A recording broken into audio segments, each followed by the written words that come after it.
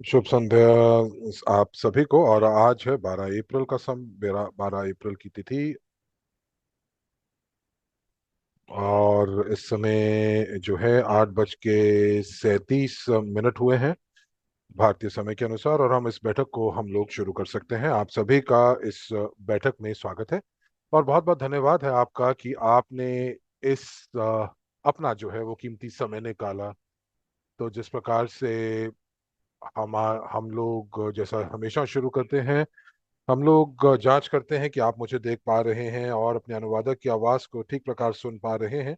तो 1 से 10 के इस मापदंड पर, 1 से 10 के स्केल के ऊपर मुझे जरूर बताएं। 10 जहां पर आप बहुत अच्छे से सुन पा रहे हैं, या प्लस दबाएं। तो बहुत बहुत धन्यवाद। और यहाँ पर मुझे 10 दिखाई दे रहे हैं, तो इसका मतलब कि चीजें जो है वो आपको बिल्कुल स्पष्ट सुनाई और दिखाई दे रही हैं। और यहाँ पर लोग जो हैं एक दूसरे को शुभकामनाएं दे रहे हैं, कुछ स्वागत कर रहे हैं। और ये सही भी है, क्योंकि कुछ कह रहे हैं शुभ दोपहर, और ये बात सही भी है क्योंकि कहीं कहीं जगह विश्व में जो है वो इस समय दोपहर का समय है। और फिर डे लाइट सेविंग टाइम भी जो है वो आता है। और कई बार वो फर्क इतना ज्यादा होता है कि जो आपकी जैविक घड़ी यानी कि बायोलॉजिकल क्लॉक होती है, जो आपके शरीर से जुड़ी होती है, वो भी जो है वो सही प्रकार से अपना तालमेल नहीं बिठा सकती। तो चीजें जो हैं वो एक रात के अंदर ही बदल जाती हैं, और आपका शरीर उस चीज से उसका अनुकूलन नहीं कर पाता। तो जिन देशों में ये डे लाइट सेविंग का समय जो है वो बंधा होता है। आज का जो विषय है वो काफी ज्यादा दिलचस्प होने वाला है।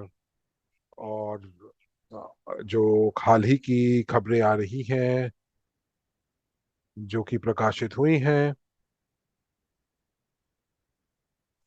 और हमारे न्यूज फीड में जो कि पिछले 2 हफ्तों से दिखाई दे रही हैं। और ये वैश्विक मुद्दे हैं, जो कि किस किस प्रकार से जीटीआई को प्रभावित कर रहे हैं, यूएसटी के पश्चात कैसे प्रभावित कर रहे हैं, और हमारे प्लेटफॉर्म माइक्रोन ग्लोबल को कैसे प्रभावित कर रहे हैं। आज की जो बैठक है, मैं उनको दो विषयों में बांटना चाहूंगा, या यूं कहें कि दो मुख्य बिंदुओं में बांटना चाहूंगा।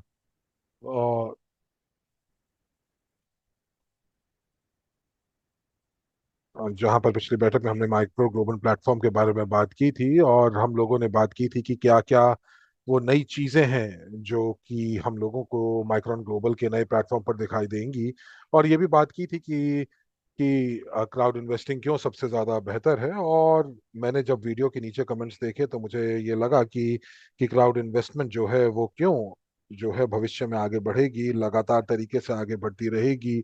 और ये जो निवेश है क्राउड फंडिंग के माध्यम से, ये क्यों पुरजोर पकड़ रही है।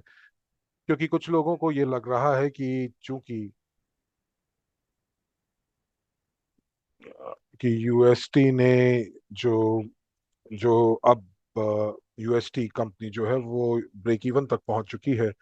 और ब्रेक इवन का मतलब उनके खर्चे और उनके राजस्व बिल्कुल बराबर हो चुके हैं, तो इसीलिए उनको क्राउड इन्वेस्टिंग के धन की अब आवश्यकता नहीं है। लेकिन डॉक्टर यूनिस्की, जो कि इसके संस्थापक हैं, इस प्रौद्योगिकी के, उन्होंने ये निर्णय किया है कि वो हाई स्पीड ट्रांसपोर्टेशन को एक अलग कंपनी के अंतर्गत इस परियोजना को पूरा करेंगे, और इसको यूएस की जो भूमि है उसके ऊपर इसको पूरा करेंगे।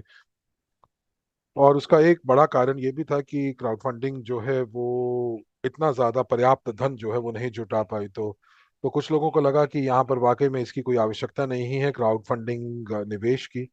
परंतु मैं यहाँ पर आना चाहूंगा और एक यहाँ पर टिप्पणी, यानी या यूं कह लीजिए कि जो कुछ टिप्पणियां जो यहाँ पर आ रहे हैं, तो वो जो YouTube के ऊपर दिखाई दे रहे हैं। और कुछ YouTube के अंदर जो टिप्पणियां थी वो काफी अच्छी भी थी।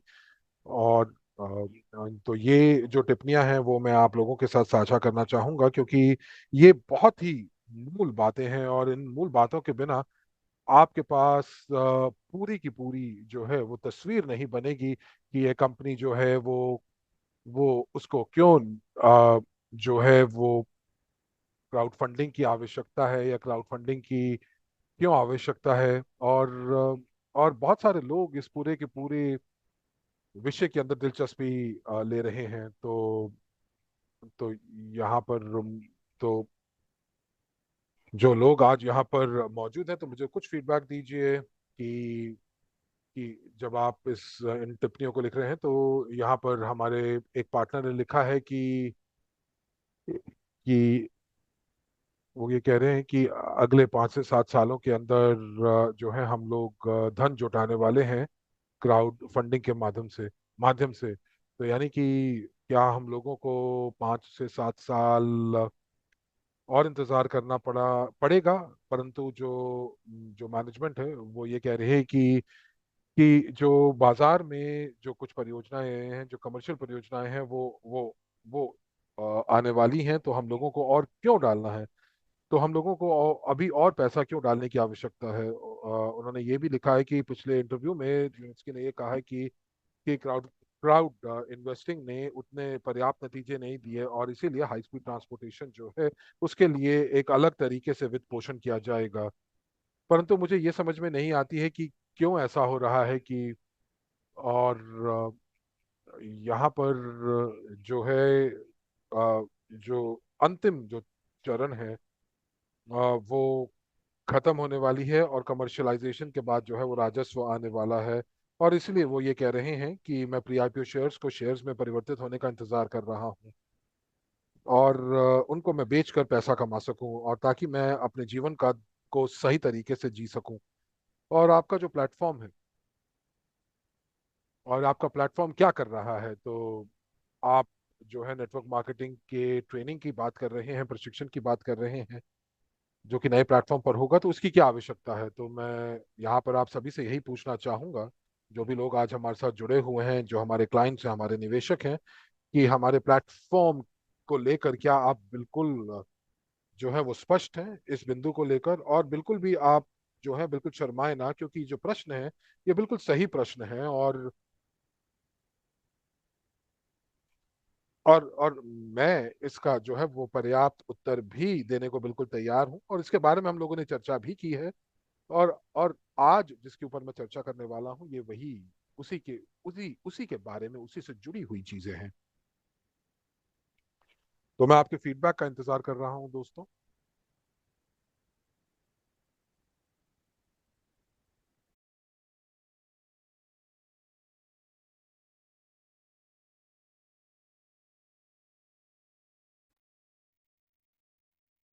तो दिमित्री कह रहे हैं कि हम लोग जो हैं जो है वो लक्षित परियोजनाओं के ऊपर निवेश करना करना चाह रहे हैं। तो इसीलिए हम लोगों को भविष्य के लिए जो है क्राउड फंडिंग की आवश्यकता पड़ेगी। जी हाँ, बिल्कुल, और इसी चीज को आज हम लोग अपनी बैठक में भी बात करेंगे।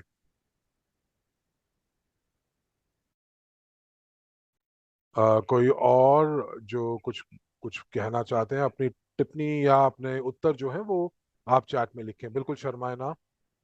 जब मैं आपको कहता हूं कि आप मुझसे असहज प्रश्न पूछिए, तो कोई नहीं पूछता, लेकिन जैसे ही हम लोग किसी महत्वपूर्ण मुद्दे के ऊपर जाते हैं, बात करने की कोशिश बात करते हैं उसके ऊपर, उस समय प्रश्न आते हैं। तो देखिए, मैं चाहता हूं कि इन सभी प्रश्नों का मैं उत्तर दे पाऊं, और इन सभी ये जो सारे के सारे प्रश्न जो हैं वो बिल्कुल हर पैमाने पर सही उतरते हैं।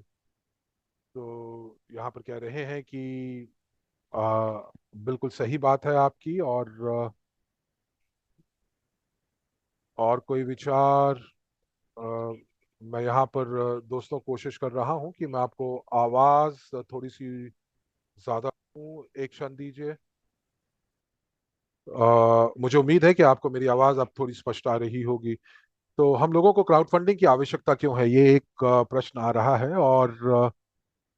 और यहाँ पर आप समझ पा रहे होंगे कि मेरे विचार किस गति से जा रहे हैं। और यहाँ पर मैं अपनी जो तो हमारे जो निवेशक हैं, जो वो टिप्पणी कर रहे हैं, उनके ऊपर मैं आपसे बात कर रहा हूँ। ये जो सारी टिप्पणियां थी, ये वीडियो के नीचे आई थी।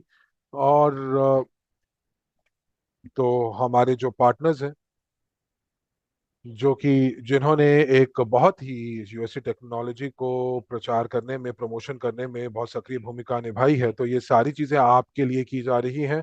हम लोग यहाँ से अब नए प्लेटफॉर्म की तरफ जा रहे हैं। हम लोग जो है एक नए जो है प्लेटफॉर्म की तरफ जा रहे हैं। नए नए पारिश्रमिक यानी कि नई जो कमीशन योजना है, विपणन योजना है, उसके हिसाब से हम चल रहे हैं। रायसा कह रहे हैं कि जो अतिरिक्त प्री आईपीओ शेयर्स हैं, वो मुझे लगता है कि वाकई में बढ़िया बात है। और बहुत कम समय बचा है कि जहां पर हम लोग अपने लाभांश को प्राप्त करेंगे, बहुत कम समय में हम करेंगे। और फिर हाई स्पीड ट्रांसपोर्टेशन में क्या हम उसको निवेश कर पाएंगे? जी हाँ, बिल्कुल। और इसके ऊपर भी हम लोग आज चर्चा करेंगे। तो हम सारे के सारे फीडबैक आपसे लेंगे, और उसके बाद आपको जो है वो जानकारी जो है वो हम आपको देंगे कि जो जो इस समय हो रही है दोनों आरएसडब्ल्यू प्लेटफॉर्म के ऊपर, और साथ ही साथ नए प्लेटफॉर्म की तरफ संक्रमण करने के समय, और साथ ही साथ क्या हो रहा है जो जीटीआई की जो नई कंपनियां जो हैं उनमें क्या हो रहा है। तो यहाँ पर केवल दो उत्तर मुझे प्राप्त हुए हैं दोस्तों। तो केवल और केवल दो लोगों से मुझे उत्तर प्राप्त हुए हैं।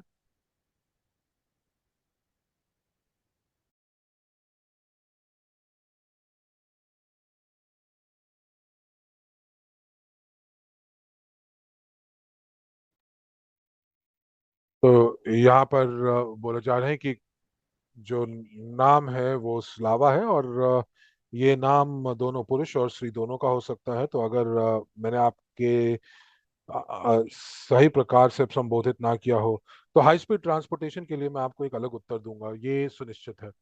कोई कह रहा है कि कंपनी के पास बहुत सारी परियोजनाएं हैं, और उसके अंदर निवेश करना आवश्यक है। वाकई क्यों नहीं? तो यूएसटी की समूह जो सामूहिक कंपनियां हैं यूएसटी की, वो दूसरी परियोजनाओं को वित्त पोषण नहीं करती हैं। और अगर आप प्रौद्योगिकियों की बात कर रहे हैं, देखिए प्रौद्योगिकियों और प्रौद्योगिकियों के ऊपर आप वो जो है निवेश नहीं करती है। और जो दूसरे परियोजना है वो कंपनी उसको फंडिंग नहीं कर रही है। किसी को अगर कुछ याद हो जो मैंने कहा था कि क्राउड इन्वेस्टिंग जो है इस स्टेज के ऊपर, इस समय भी जहां पर कंपनी अपना राजस्व स्वयं बना रही है, उस समय भी क्यों आवश्यकता होती है? क्या किसी को याद है कि ये क्यों जरूरी है? किसी को भी याद हो? और मैंने इसके बारे में पिछले बैठक में मैंने जरूर बात की थी, और मैंने इसके बारे में बात की थी।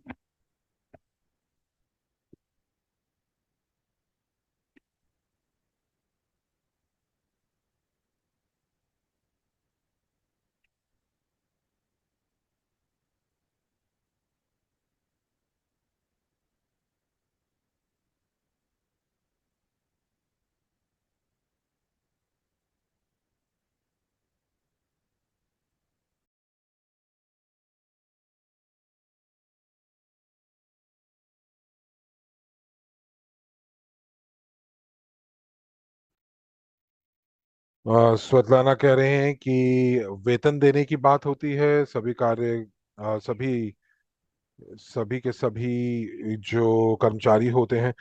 देखिए, ये जो वेतन जो होती है, ये वेतन जो है ये खर्चों में आता है। ये खर्च की तरफ आता है, और इसीलिए जब कंपनियां जो है अपने प्रशासनिक खर्चों को पूरा कर सकती हैं तभी वो ब्रेक इवन तक पहुंचती है। तो मुख्य तौर पर मुझे यहाँ पर आपके विचार मुझे दिखाई दे रहे हैं। अगर आपके पास कोई और विचार हैं तो जरूर हमारे साथ साझा करें। परंतु दोस्तों, हम लोग इस सिद्धांत का अनुसरण करेंगे कि हम लोग अपने विषय के ऊपर बात करेंगे।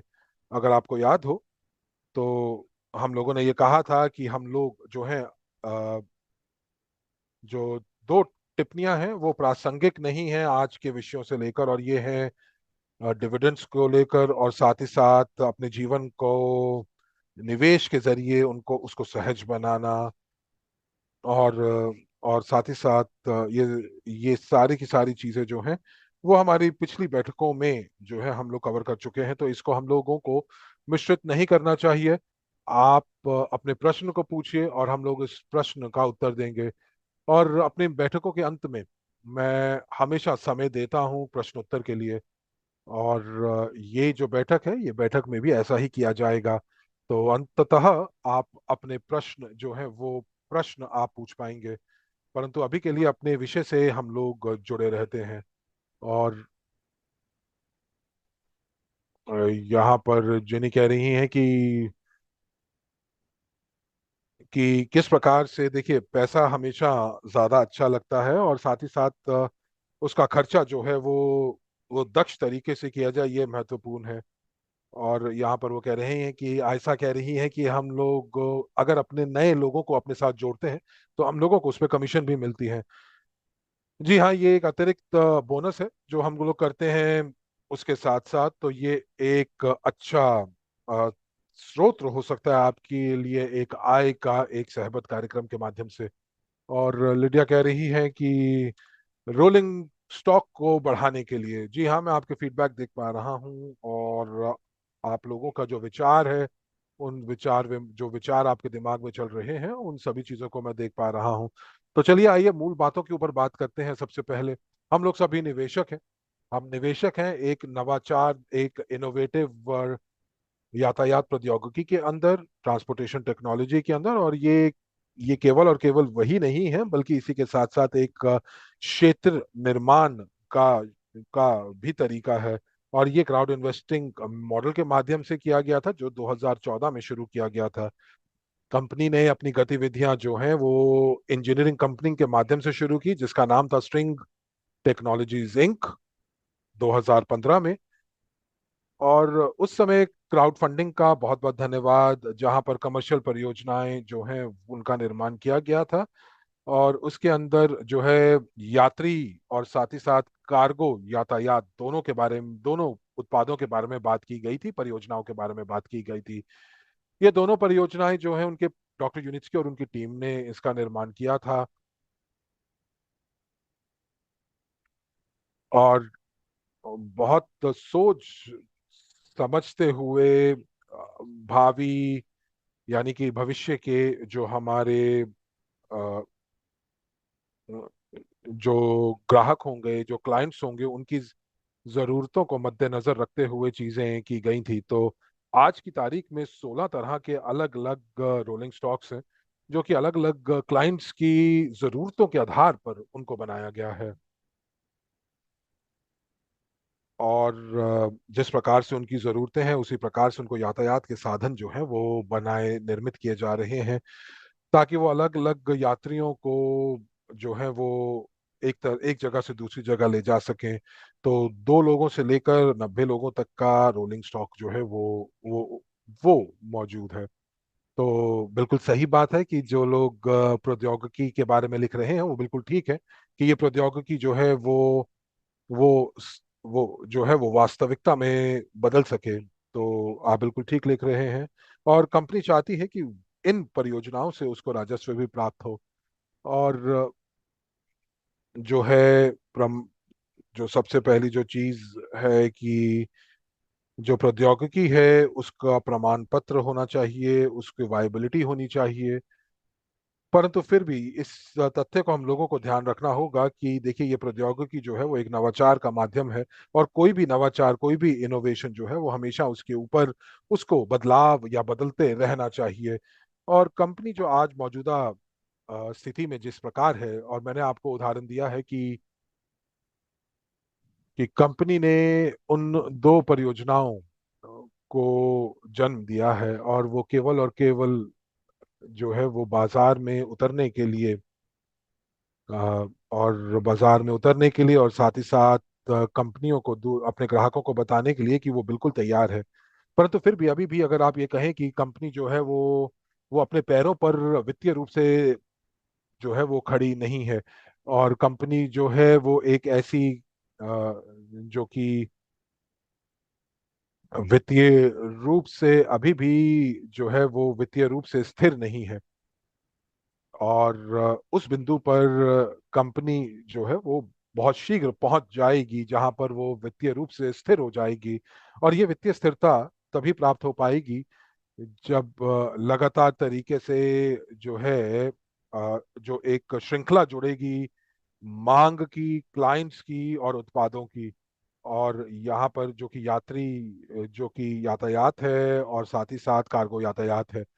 परंतु डॉक्टर यूनिट्सकी जो है वो, उनके पास एक इंस्टीट्यूट भी है जो कि शोध अनुसंधान करता है। अगर आपको याद होगा, पिछले साल एक खबर आई थी कि कंपनी ने एक अप जो या 2 साल पहले कंपनी जो है, जो कंपनी की जो जो है वो एक R&D इंस्टीट्यूट के रूप में उसको घोषित किया गया है। और एक ये बहुत बड़ी बात है क्योंकि ये बहुत दुर्लभ है। होता है कि जब एक एक निजी कानूनी कंपनी जो है वो एक अनुसंधान का का रूप लेती है। जो अनुसंधान है वो बहुत बार आमतौर पर सरकारी जो कंपनियां होती हैं उनको घोषित किया जाता है। तो कंपनी जब इस समय बाजार में जाएगी और अपने उत्पादों को बेचेगी, और जब वो कमर्शियल परियोजनाओं का को वो लागू करेगी, उसको चलायमान करेगी, तो उस समय आपको ये ध्यान देना होगा कि देखिए, दो चीजों का ध्यान रखना होगा आपको वहां पर। आपको सबसे पहले कि कंपनी के पास जो है वो कंपनी उसको बेच सकती है, परंतु जिस चीज का निर्माण किया जा चुका है उसको और बेहतर बनाना जो है, और नई और उत्पादों को बेहतर बनाते रहना, विकसित करते रहना, ये बहुत आवश्यक है। और मुझे लगता है कि ये चीजें आप, ये बहुत ही महत्वपूर्ण बिंदु हैं जो मैं आपको समझाना चाह रहा हूँ। कंपनी ने जो है वो ब्रेक इवन पॉइंट तक पहुंची है, जो कि कंपनी जो है वो जो बना चुकी है उसको बेचकर जो है वो कंपनी आज जो है वो उस बिंदु तक पहुंच चुकी है जहां पर उसके सारे खर्चे और उसकी आय जो है वो एकदम बराबर हो चुकी है, ब्रेक इवन पॉइंट तक पहुंच चुकी है। और अब जो है, जो अब इन सभी उत्पादों को और बेहतर बनाने के लिए, नवाचार करने के लिए, जैसे कि हम सभी लोगों को पता है कि एको टेक्नो पार्क के अंदर अभी भी जो है एक टेस्ट ट्रैक बनाने की आवश्यकता है। अगर आपको याद हो तो जो सेंटा बारबरा तरह के जो पुल बनाए गए थे, ये ये ट्रैक स्ट्रक्चर नंबर 6 की मैं बात कर रहा हूँ, जो अभी शुरू नहीं हुआ है। और वहां पर डॉक्टर यूनिट्सकी जो है वो बिल्कुल नई तरह की स्ट्रिंग ट्रांसपोर्टेशन और रोलिंग स्टॉक को दृश्यमान करेंगे। और ये एक ऐसा ट्रैक है जिसको जिसको R&D सेंटर के अंदर पूरा करना है।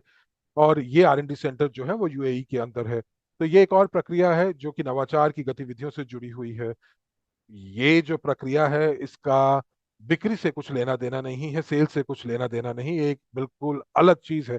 देखिए, नवाचार और इनोवेशन जो है वो बिल्कुल अलग चीज है, या बिक्री को बेहतर बनाने से उसका कुछ लेना देना नहीं है। तो ये दोनों चीजें जो है, नवाचार और बिक्री जो है वो समान समान तरीके से आगे बढ़ती हैं। तो कंपनी जो है वो बहुत ही सहज तरीके से राजस्व कमा सके और अपने निवेशकों के साथ जो है वो वो लाभांश साझा कर सके। परंतु उसी के समय जो कंपनी के पास प्री IPO शेयर्स हैं और वो नए निवेशकों को डिस्काउंट्स के साथ जो है वो बेच रही हैं। तो जैसे कि आज एक पार्टनर ने हम लोगों को लिखा चैट के अंदर कि,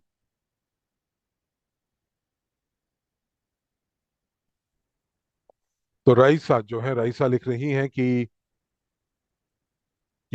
जो नए निवेशकों को बहुत ज्यादा देर इंतजार नहीं करना पड़ेगा, ताकि उनको जो है वो पुरस्कार प्राप्त हो सके या पेबैक प्राप्त हो सके, रिटर्न प्राप्त हो सके। तो यहाँ पर एक एक और महत्वपूर्ण बिंदु है।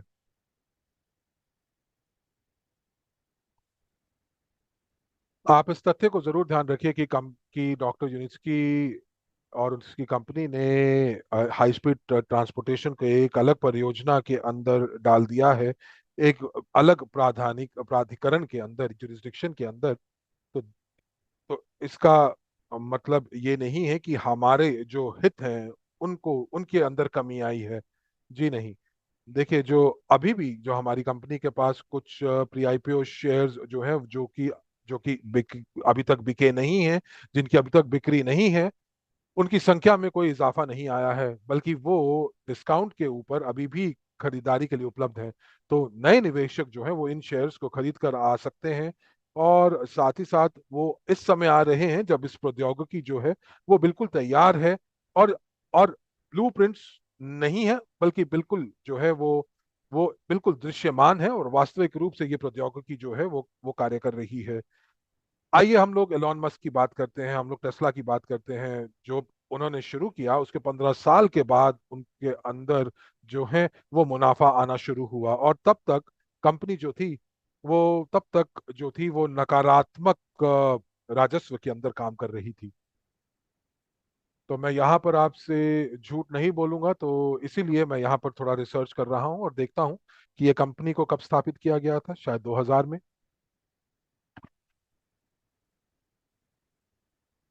जी हाँ, 1 जून 2003 को टेस्ला को निर्मित किया गया था। और कंपनी जो थी उसको मुनाफा जो प्राप्त हुआ वो 2017 में हुआ। और तब तक कंपनी जो थी तब तक उसमें कोई वो किसी नए इंडस्ट्री के अंदर या नए क्षेत्र में नहीं गए। वो इलेक्ट्रिक कार के ऊपर ही काम कर रहे थे, जो 14 साल पहले जिसका जिसका निर्माण किया गया था। तो वो केवल और वो जो है और यातायात यानी कि गाड़ियों के क्षेत्र के अंदर कोई बहुत ज्यादा बदलाव नहीं आया। गाड़ियां 4 पहियों पर चलती हैं, बस उसके अंदर उन्होंने क्या किया, उन्होंने इलेक्ट्रिक बैटरी डाल दी।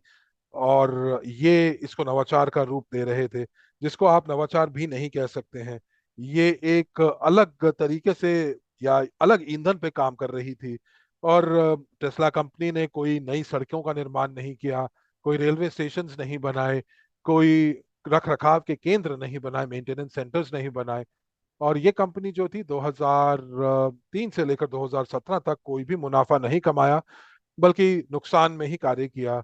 परंतु निवेशकों ने इसके अंदर निवेश किया, कंपनी के शेयर्स खरीदे। और कंपनी जो है वो जो शेयर्स जो बेचे थे वो एक ही तरफा बेचे।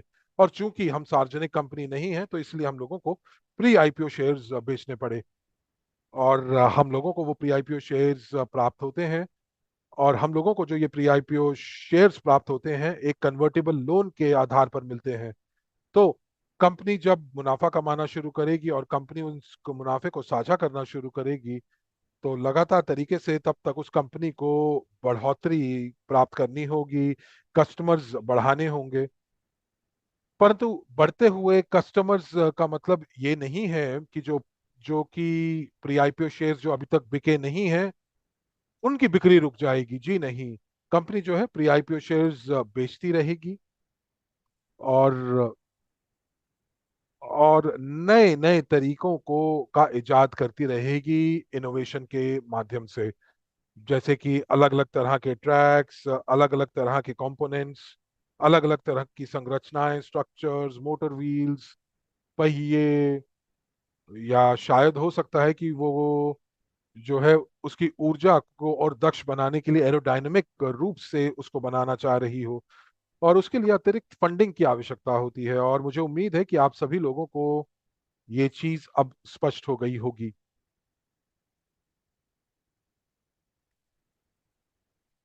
तो इसका मतलब ये है कि कंपनी जो है जब जब बाजार में जा रही है,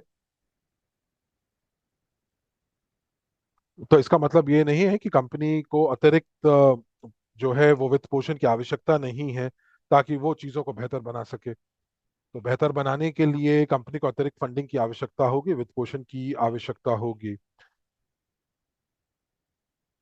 और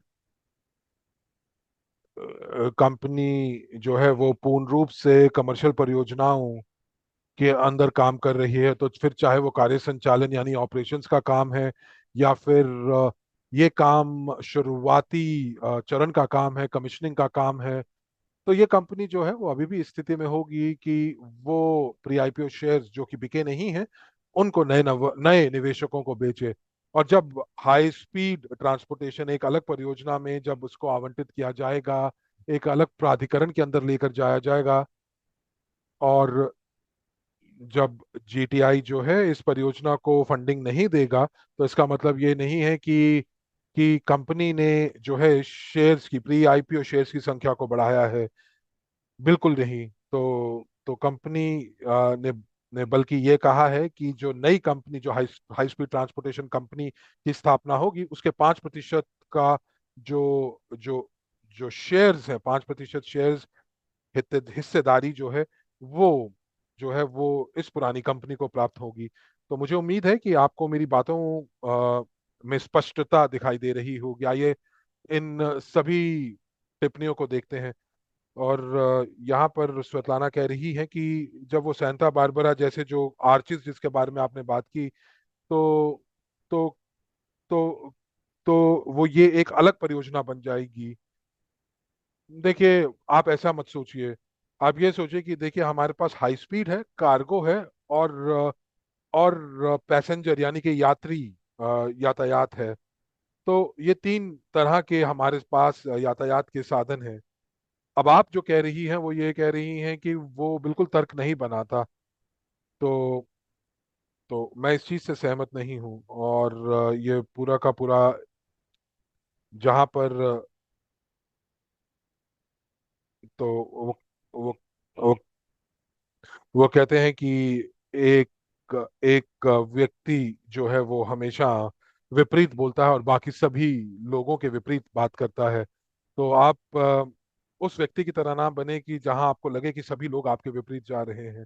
तो मैंने अभी आपको हाई स्पीड ट्रांसपोर्टेशन के बारे में बताया है, और मुझे उम्मीद है कि आपके पास ये स्पष्टता हो चुकी होगी।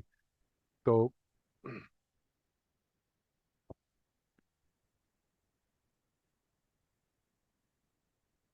सुतलाना कह रही हैं कि मैंने केवल इसलिए पूछा क्योंकि ये जो ट्रैक नंबर 6 है वो अभी तक पूरा नहीं हुआ है। तो अगर बाद में इसको ये अलग कर दें तो देखिए, कार्गो और पैसेंजर ट्रांसपोर्टेशन अभी तक जो है उसको अंतिम प्रारूप नहीं मिला है। तो इसका मतलब ये नहीं है कि यातायात की किस्मों को जो है वो अभी तक पूरा नहीं किया गया है। देखिए, ये हाई स्पीड ट्रांसपोर्टेशन से अलग है। और जिन परियोजनाओं की हम बात कर रहे हैं उसके हम 100% जो है वो सहमालिक हैं। तो इसीलिए जो चीजें प्रमाणीकरण होंगी, जिनका निर्माण होगा, और जिनको कार्यान्वयन किया जाएगा इन R&D सेंटर्स के माध्यम से, तो ये जो है वो हमारे ही जो है वो हम लोग इन सभी चीजों के सह मालिक होंगे। और इसके ऊपर जो है हमारी पूरी हिस्सेदारी होगी। तो यहाँ पर एक अंग्रेजी में प्रश्न आ रहा है।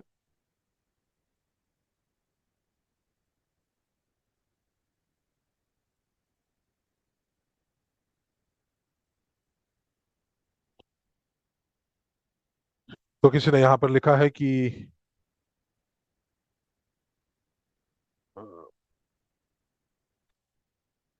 अ, लिज सीको, और मुझे उम्मीद है कि मैंने आपका नाम का सही उच्चारण किया होगा। और वो कह रहे हैं कि मैं अपने 10 साल इंतजार कर चुका हूँ, और मैं चाहता हूँ कि मैं और शेयर्स खरीद दूं, परंतु हम लोगों को जो है लाभांश नहीं प्राप्त हुआ है। टेस्ला से हम लोग कोई तुलना नहीं कर सकते जब तक हम लोगों को स्काईवे से जो है वो लाभांश प्राप्त नहीं होता। देखिए, हम टेस्ला से अपने अपने हम तुलना नहीं कर रहे। देखिए, टेस्ला एक प्रकार से जो है वो पहली कक्षा की तरह है, और हम लोग ट्रांसपोर्टेशन कॉलेज में हैं। तो आपको एक बार फिर दोहरा दूं कि टेस्ला जो है वो केवल और केवल एक गाड़ी है जो 4 पहियों पर चल रहे हैं, जिसकी अवधारणा हेनरी फोर्ड ने की थी। तो कुछ भी उसके अंदर बदला नहीं है। और टेस्ला ने केवल और केवल एक इलेक्ट्रिक कार बनाई है, बैटरी से और स्वचालित गाड़ी बनाई है, जो कि जिसको 13 या 14 साल लगे हैं बनने में। तो परंतु मैं आपको ये कह रहा हूं कि अब बाजार में बहुत सारे प्रतिस्पर्धी आ चुके हैं, क्योंकि किसी भी गाड़ी के अंदर कोई भी जो गाड़ी जो जो भी कंपनी जो गाड़ियों का निर्माण कर रही है, तो वो जो है वो इन चीजों को बना सकते हैं। तो देखिए, ये कंपनियां जो हैं ये हमारी मित्र हैं, क्योंकि हम लोग जो है अपनी नवोन्मेष नवाचार प्रौद्योगिकी से हम लोग चीजों को बेहतर बना रहे हैं और ये कंपनियां हमारी पूरक हैं। हम जो है गाड़ियों की जो जो जो उद्योग है, जो रेलवे का उद्योग है, हम उसके पूरक बन सकते हैं और उसके अंदर हम लोग जो है चीजों को जोड़ सकते हैं। जैसे कि हम लोग सुरक्षित रूप से जो है एयरपोर्ट के अंदर यातायात को सुगम बना सकते हैं, सुरक्षित बना सकते हैं। तो हम लोग यहाँ पर पूरक हैं इन सभी यातायात के साधनों के। और जब मैंने टेस्ला का उदाहरण लिया था तो मैं केवल यही बता रहा था कि कंपनी जिसको लोग चाहते हैं, जिन जिन जो निवेशकों की चहेती है, तो वाकई में जो है उसको मुनाफा कमाने में 14 साल लगे। और यूएसटी कंपनी जो है वो अभी केवल 10 साल पुरानी है। और ये जो कंपनी अभी भी जो कि 10 साल पुरानी है, वो अभी तक जो जो है वो अपने ब्रेक इवन पॉइंट तक पहुंच चुकी है, मुनाफा कमा रही है। परंतु इसके बारे में मैं आपको और बताऊंगा। और यहाँ पर नतालिया कह रही हैं कि हम लोगों को, यहाँ पर लोगों को जो है वो और थोड़ी शिक्षा देनी होगी। और आप थोड़ा सा धैर्य दीजिए, थोड़ा धैर्य रखिए। एक और टिप्पणी आ रही है, अपना थोड़ा धैर्य संभाल कर रखिए। ये धैर्य जो है सोने में तोला जाएगा, स्वर्ण में तोला जाएगा। और व्लादिमीर ने भी एक टिप्पणी लिखा है। उन्होंने ये लिखा है कि देखिए, रिसर्च एंड डेवलपमेंट, शोध और अनुसंधान एक लगातार चलने वाली प्रक्रिया है जिसके लिए वित्त पोषण की हमेशा आवश्यकता रहती है। जी हाँ, बिल्कुल। और मैं यहाँ पर आपको एक बहुत ही अच्छा उदाहरण देना चाहूंगा एप्पल कंपनी का।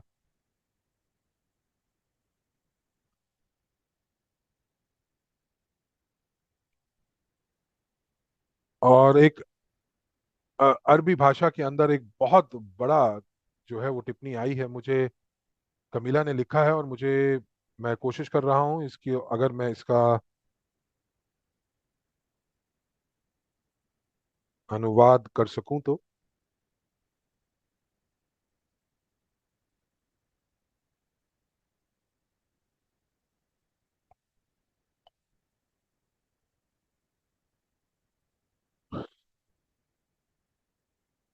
तो यहाँ पर सार ये है इस टिप्पणी का कि हम लोग अपनी कंपनी के शेयर्स को जो है वो बेचना चाहते हैं और हम लोग अभी तक मुनाफा नहीं देख पाए हैं। वो मुनाफा कहाँ है? तो कमिलिया, आप मुझे ये बताएं कि किसने आपको वायदा किया था मुनाफा, और किसने आपको कहा था कि इस बिंदु पर आपको मुनाफा प्राप्त होगा? और देखिए, इस शीर्षक के ऊपर हम लोग काफी समय से बातचीत कर रहे हैं। और इसके ऊपर जो है हम लोग बहुत बार अपनी बैठकों में इस विषय को दोहरा चुके हैं। तो आप देखिए, मुनाफा मुनाफा कैसे साझा करेंगे यदि वो मुनाफा जो है वो गणित, उसको गणना ही नहीं की जा सकेगी। देखिए, यूएसटी ग्रुप ऑफ कंपनीज जो है, उन्होंने 10-15 कमर्शियल परियोजनाओं के बारे में आपने पढ़ा, मीडिया में आपने इसके बारे में सुना। और यूएसटी कंपनी जो है वो कोई भी रिपोर्ट जो है इसके बारे में नहीं बनाएगी। और हम लोग जो है यहाँ पर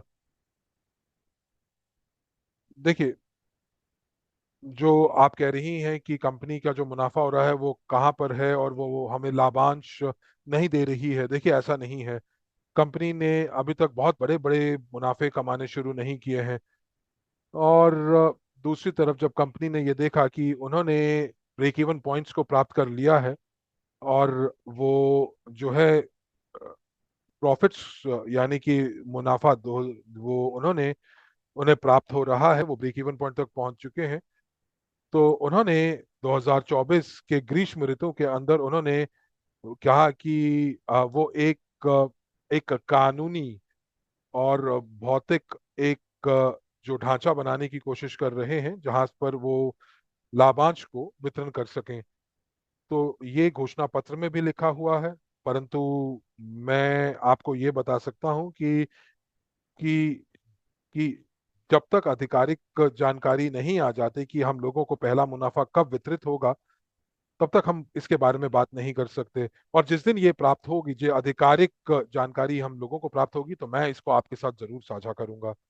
तो चलिए एक बार फिर से हम लोग जो है पूरी की पूरी जो जो इसके ऊपर हम लोगों ने चर्चा की है, जो टिप्पणियां हम लोगों ने अभी बातचीत की है, कि हम लोगों को इस प्लेटफॉर्म की क्यों आवश्यकता है, क्राउड इन्वेस्टमेंट भविष्य में क्यों विकसित होती रहेगी, और मुझे उम्मीद है कि मैंने इन सभी प्रश्नों का उत्तर दिया है। आइए सारांश में एक बार फिर देखते हैं। कंपनी जो है वो अपने जो तैयार उत्पाद हैं, कार्गो और पैसेंजर ट्रांसपोर्टेशन सॉल्यूशंस हैं, उनको उनको बेचने के बाद मुनाफा कमा रही है, कमाएगी। और साथ ही साथ अभी भी जो मौजूदा उत्पाद हैं उसको और बेहतर बनाने के लिए, उसके ऊपर नवाचार करने के लिए अतिरिक्त निवेश की आवश्यकता है। और जो वित्त पोषण जो है वो किए जाने की आवश्यकता है। और दोनों R&D सेंटर्स और टेक्नोपार्क के अंदर, और R&D सेंटर्स यूएई के अंदर, इन दोनों R&D सेंटर्स के अंदर अभी भी जो जो चीजें जो हैं वो पूर्ण नहीं हुई हैं। टेस्ट ट्रैक्स, परीक्षण ट्रैक्स जो हैं, उनको अभी फंडिंग की आवश्यकता है। और ये जो पैसा है, ये क्राउड इन्वेस्टिंग के माध्यम से आएगी, और ये एक बहुत ही महत्वपूर्ण बिंदु है समझने के लिए। तो ये जो प्रक्रिया है, इसमें थोड़ा समय लगेगा, और इस प्रक्रिया को पूरा करने के लिए कुछ वित्त पोषण की आवश्यकता होगी, जो कि क्राउड फंडिंग के माध्यम से पूरा होगा। हाई स्पीड ट्रांसपोर्टेशन की अगर हम बात करते हैं, तो इसके अंदर एक कंबाइंड यानी कि मिश्रित फंडिंग मॉडल होगा। जैसा कि मैंने आपको कहा कि अमेरिकन कंपनी के अंदर हमारा जो प्लेटफॉर्म है वो भी वित्त पोषण की कोशिश करेगा, वित्त पोषण करेगा। परंतु वो अलग प्रकार से वित्त पोषण के ऊपर भी निर्भर रहेंगे। उसकी शर्तें बिल्कुल अलग होंगी, क्योंकि जो मार्केटिंग लागत है उस कंपनी के अंदर, वो अलग होंगी। वहां पर जो कि जैसे कि क्राउड फंडिंग के अंदर जो बहुत ज्यादा फीस की आवश्यकता होती है, उन दूसरे जो जो फंडिंग मॉडल्स हैं उसके अंदर इस चीज का ध्यान रखा जाएगा। एक क्षण दीजिए। लीडिया लिख रही हैं कि चूंकि हम लोग अपनी फंडिंग को पूरा नहीं कर पाए यूएई के अंदर, जो जो हम लोगों ने दो प्रणालियां जो अधूरी रह गई थी, हम लोगों ने वो बनाई, और इसको पूरा करने के लिए $500 मिलियन की आवश्यकता थी। और ये एक और बिंदु है जिसके ऊपर हम लोगों ने बातचीत कर चुकी हैं, और हम लोग इसके ऊपर बात कर चुके हैं। और अब आपका जो प्रश्न है कि ये प्रशिक्षण क्यों आवश्यक है, किसी ने कहा था कि हम लोगों को प्रशिक्षण की आवश्यकता है। देखिए, प्रशिक्षण जो है सभी प्लेटफॉर्म के ऊपर है। एसडब्ल्यूसी के पास अलग प्रशिक्षण था, स्विक के पास अलग प्रणाली थी। वो अलग तरीके से अपने अपने पार्टनर्स को प्रशिक्षित करते हैं। हम किस रूप से देखते हैं कि अपने पार्टनर्स को हम लोगों को ट्रेनिंग की आवश्यकता है, और ये जो है ये विशिष्ट रूप से अलग अलग व्यक्ति के ऊपर देखा जाएगा। हम लोग जो है क्राउड इन्वेस्टिंग का जो अवधारणा है, वो उसको विकसित करने के लिए हम प्रशिक्षण की तैयारी कर रहे हैं। ये बहुत महत्वपूर्ण है कि आपको समझना होगा कि क्राउड फंडिंग जो है अभी भी जो है पूर्ण रूप से विकसित नहीं है, और उसको विकसित करने के लिए कम से कम दर्जनों और बरस लग जाएंगे। और जब स्ट्रिंग ट्रांसपोर्टेशन की के लिए जो फंडिंग की आवश्यकता बिल्कुल खत्म हो जाएगी, तब हम लोग जो है दूसरी प्रौद्योगिकियों को भी फंडिंग की तरफ जा सकते हैं, जो कि डॉक्टर यूनिस्की के पोर्टफोलियो में पहले से ही मौजूद है। आप सभी लोगों को पता है कि डॉक्टर यूनिस्की के पास परियोजनाएं हैं, जैसे कि यूटेरा, जो कि जैविक खाद के ऊपर है, जो कि मिट्टी की उर्वरता यानी कि फर्टिलिटी ऑफ सॉइल के ऊपर आश्रित है। और ये जो प्रयोग हैं, ये प्रयोग बेलारूस में चलायमान है, और एक यूएई में चलायमान है। और जो जो दूसरी परियोजना जो कि यूएई के अंदर मौजूद है, इस भूमि को लेकर, तो वो जो है वो अलग तरीके से इसकी क्राउड फंडिंग की जाएगी। क्योंकि क्योंकि डॉक्टर यूनिस्की जो थे वो यूटेरा की पहली प्रोडक्शन लाइन जो थी वो क्राउड इन्वेस्टिंग के माध्यम से उसको वो चलायमान कर पाए, और ये SWC के माध्यम से हुई। तो अब प्रश्न यहाँ पर पूछा जा रहा है कि हम लोगों को इसके बारे में क्यों नहीं पता। देखिए, 1 साल पहले जब ये हुआ, मैंने बहुत बार इसके बारे में बताया कि हमारे जितने भी क्लाइंट्स हैं, RSW सिस्टम्स के जो हमारे क्लाइंट्स हैं, वो SWC के माध्यम से यूटेरा के अंदर निवेश कर सकते हैं। और मैंने सीधा अपने क्लाइंट्स को बताया।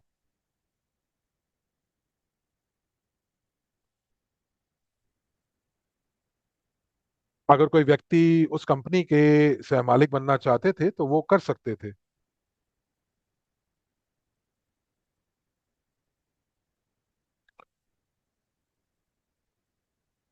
परंतु बहुत बड़ा निवेश नहीं था इस परियोजना के अंदर, और उस समय उस चरण के अंदर हम लोग अपने जो हमारा ध्यान इस तरफ केंद्रित था, तो वो हम लोग उसको खोना नहीं चाहते थे। हमारे क्लाइंट्स का ध्यान हम खोना नहीं चाहते थे, क्योंकि हम लोग पूरे रूप से स्ट्रिंग ट्रांसपोर्टेशन टेक्नोलॉजी की तरफ केंद्रित थे। परंतु एक बार जब हम लोग माइक्रोन ग्लोबल के अंदर अपना विस्तार करेंगे, तो निवेश के जो प्रस्ताव हैं, हम डॉक्टर यूनिस्की के अन्य परियोजनाओं के ऊपर भी हम लोग बात करेंगे, और वो समान रूप से जो है वो समांतर रूप से जो है वो चल सकती हैं। हो सकता है कि कुछ लोग जो है वो केवल स्ट्रिंग ट्रांसपोर्टेशन टेक्नोलॉजी में निवेश करना चाहते हो, परंतु मुझे ये लगता है कि हम लोग जो है एक से ज्यादा यूटेरा प्लांट्स को हम वित्त पोषित कर सकते हैं, क्योंकि बाजार बहुत बड़ा है। हर एक देश और हर एक क्षेत्र को एक यूटेरा प्रोजेक्ट की आवश्यकता है, क्योंकि ये एक बहुत ही अनन्य तरीका है कि किस प्रकार से आप जो है अपनी जो भूमि है उसको आप पुनः जो है वो उसको आप पूर्ण रूप से वापस उसकी उर्वरता को प्राप्त कर सकते हैं, पुनः प्राप्त कर सकते हैं। तो हर एक देश को अपनी भूमि के लिए इस समाधान की आवश्यकता होगी। तो हमारे प्लेटफॉर्म के अंदर हम लोग जो है सभी आने वाले समय में जितने भी निवेश के जो प्रस्ताव हो सकते हैं, वैकल्पिक प्रस्ताव हो सकते हैं, वो हम लोग जरूर लेकर आना चाहेंगे। जहां पर जो अतिरिक्त फंडिंग जिस चीज की आवश्यकता थी, जो कि क्राउड फंडिंग के माध्यम से प्राप्त हो सकेगी, तो तो हम लोगों को अपने स्पेशलिस्ट को प्रशिक्षित करना होगा कि किस प्रकार से जो है क्लाइंट्स के साथ काम करना होगा पेशेवर तरीके से। और इसी के लिए हम लोगों को पूर्ण और खास प्रशिक्षण की आवश्यकता होगी। तो मैं उस प्रश्न का जवाब दे रहा था जो कि मैंने पढ़ा टिप्पणी के अंदर, जो पिछली बैठक की जो जो रिकॉर्डिंग थी उसके अंदर आया था। तो मुझे यहाँ पर कहीं ना कहीं इन प्रश्नों में जोर दिख रहा है, परंतु चूंकि समझ पूरी नहीं है हमारे दोस्तों की, इसीलिए मैं इस चीज को जो है यहाँ पर जो है उसको स्पष्ट कर रहा हूँ। तो यहाँ पर प्रश्न पूछा जा रहा है कि हमारे वेबसाइट की रैंकिंग क्या है। तो देखिए, हमारे पास अभी क्लाइंट्स हैं जो कुछ जिन्होंने पंजीकृत नहीं किया है, कुछ ने पंजीकृत कर चुके हैं। और जैसा कि ऑलेक ने अपने टिप्पणियों में लिखा है कि उनका विचार ये है कि हम लोगों को प्री आईपीओ शेयर्स को शेयर्स में बदलने में इंतजार करने की आवश्यकता है, और उसको उसको मुनाफे पे बेच दें। और इस प्रकार के जो निवेशक जो हैं इनको असक्रिय निवेशक कहा जाता है, और निष्क्रिय निवेशक होते हैं, वो केवल लाभांश की इंतजार करते हैं। ये बिल्कुल ठीक भी है, पर एक श्रेणी और भी होती है निवेशकों की, जो कि जो कि इस जिम्मेदारी को पूर्ण रूप से आगे,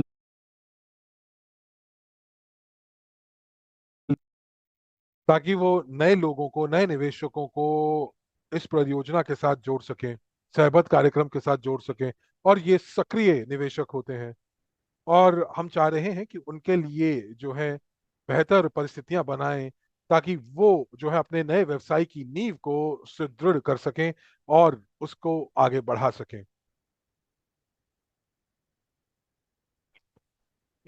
और जो लोग नए जुड़ेंगे उनके लिए ये नई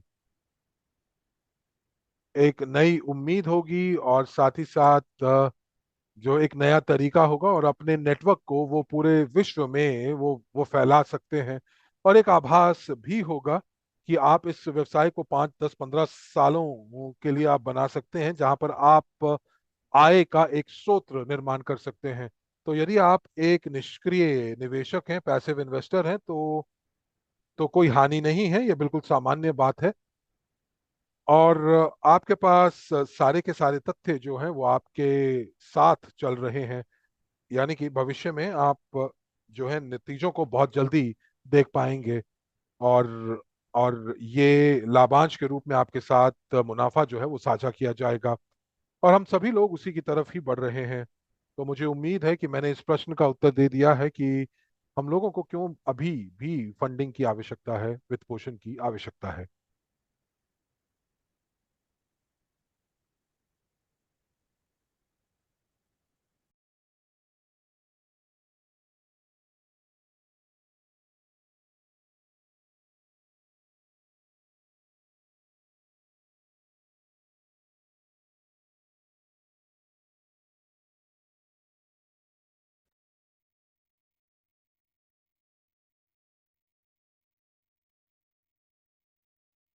तो कोई कह रहे हैं कि डॉक्टर यूनिस्की ने कि कुछ ग्रेफिटी एक्यूमुलेटर्स उन्होंने बनाए हैं, तो क्या हम उसमें निवेश कर सकते हैं? देखिए, अभी तक हम लोगों को इसके बारे में कुछ पता नहीं है, परंतु मैंने आपको बताया कि हमारे जो निवेश प्रस्ताव हैं वो बढ़ेंगे, उनका विस्तार होगा, नई कंपनियां बनाएंगे जो कि यूएसटी ग्रुप ऑफ कंपनीज का हिस्सा नहीं होंगी। जैसे कि यूटेरा जो है वो स्ट्रिंग ट्रांसपोर्टेशन टेक्नोलॉजी का हिस्सा नहीं है। ये एक अलग कंपनी है, एक अलग भौतिक संपदा है, इंटेलेक्चुअल प्रॉपर्टी है, और इसके अलग राजस्व की के स्रोत हैं। तो वो केवल और केवल जो निवेश जिन जिन निवेशकों ने इसके अंदर निवेश किया है, उसी से उनको फायदा, उन्हीं उन्हीं निवेशकों को फायदा होगा। एक और परियोजना है इको हाउसेस का, जहां पर ऊर्जा के समाधान निकाले जा रहे हैं, जहां पर जो ऐसे कार्य संचालन होंगे जो कि कोई भी वेस्टेज यानी कि अपशिष्ट जो है वो उत्पाद नहीं करेंगे। तो इसका मतलब ये नहीं है कि स्ट्रिंग ट्रांसपोर्टेशन टेक्नोलॉजी जो है उससे उसको नुकसान होगा, जी नहीं। स्ट्रिंग ट्रांसपोर्टेशन अपने रास्ते पर चलती रहेगी, और ये जो है ये परियोजना गति प्राप्त करती रहेगी। लेकिन नए निवेशक जो हैं वो अलग अलग परियोजनाओं में निवेश कर पाएंगे। जैसे कि आप जो है कि जब लोगों को दिखेगा कि स्ट्रिंग ट्रांसपोर्टेशन टेक्नोलॉजी से लाभांश प्राप्त हो रहा है, तो नए निवेशकों के पास बहुत ज्यादा विश्वास होगा उस व्यक्ति के ऊपर, उस कंपनी के ऊपर जो कि ऐसी प्रौद्योगिकियों को बना रहा है और समर्थ है मुनाफा कमाने में। और साथ ही साथ वो जो है ये निवेशक जो है वो नई परियोजनाओं में, डॉक्टर यूनिस्की की नई परियोजनाओं में निवेश करने के लिए बिल्कुल आतुर होंगे। और वो देखेंगे कि ये परियोजनाएं जो हैं इसमें मुनाफा बहुत ज्यादा है, और ये नवाचार से युक्त हैं, और ये पर्यावरण के लिए भी बहुत हितैषी हैं। तो तो मुझे लगता है कि बहुत सारे निवेशक इन चीजों से आकर्षित होंगे। तो मुझे लगता है कि अभी बहुत सारी चीजें डॉक्टर यूनिस्की के पास हैं। हमारे पास आने वाले समय में बहुत सारे जो हैं निवेश करने के बहुत सारे जो साधन मौजूद होंगे, और अपने निवेश पोर्टफोलियो को हम लोग जो है वो विस्तार भी कर पाएंगे, एक्सपैंड कर पाएंगे। परंतु हमारे लिए भी एक मौका होगा कि हम लोग रेफरल से जो है वो कमीशन प्राप्त कर सकें, और अपने जो अफिलिएट यानी कि सहबत संरचना है उसको भी हम विस्तारित कर सकें। और ये जो परियोजनाएं हैं, इन परियोजनाओं में से कोई भी परियोजना जो है वो बहुत बड़ी बन सकती है। जैसे कि जैसे कि जैविक खाद की जो परियोजना, ह्यूमस की जो परियोजना है, वो परियोजना 1 से 2, 2 से 4, 4 से 8, और ये बढ़ती जा सकती है, इसका विस्तार हो सकता है। तो क्राउड इन्वेस्टिंग जो है वो अगर हम बात करें तो स्ट्रिंग ट्रांसपोर्टेशन के लिए फंड रेजिंग अभी भी जो है वो आवश्यक है। जो मौजूदा उत्पाद हैं स्ट्रिंग ट्रांसपोर्टेशन टेक्नोलॉजीज के, अर्बन एंड कार्गो, शहरी और कार्गो परिवहन जो है, वो अभी भी उसके लिए जो है वित्त पोषण की आवश्यकता है। और कंपनी के पास अभी भी प्री आईपीओ शेयर्स मौजूद हैं जिनको वो बेचकर वित्त पोषण कर सकती हैं। और हाई स्पीड ट्रांसपोर्ट का जो प्रोजेक्ट है, उससे हमारी जो जो हित जो हमारे हित हैं उनमें कोई फर्क नहीं पड़ा है। तो तो शेयरधारकों के हित में जब कोई फर्क नहीं पड़ा है, और जो अब हम लोग वित्त पोषण करेंगे, उससे क्या होगा? उससे जो मौजूदा उत्पाद हैं उनके अंदर बेहतरी की जा सकेगी, उनके अंदर नवाचार किया जा सकेगा। तो आइए देखते हैं कि और कौन से प्रश्न हैं जिनका हम लोग उत्तर दे पाएं, जो कि हाई स्पीड ट्रांसपोर्टेशन से जुड़े हुए हैं।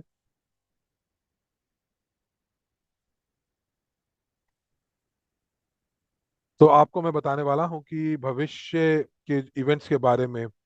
और इससे पहले कि हम लोग नए विषय की तरफ जाएं, तो मैं यहाँ पर प्रश्न को मैं एक बार फिर मैं दोहराता हूं कि जो ये प्रश्न था कि क्राउड इन्वेस्टिंग क्यों आवश्यक है, उसका उत्तर आपको प्राप्त हो चुका होगा। और कि आने वाले भविष्य में क्राउड फंडिंग जो है वो खत्म नहीं होने वाला है। तो इन दोनों प्रश्नों का उत्तर आप सभी को प्राप्त हो चुका होगा। माइक्रॉन ग्लोबल के की शुभारंभ से पहले जो है हम लोग इस विषय के ऊपर एक और बैठक करेंगे।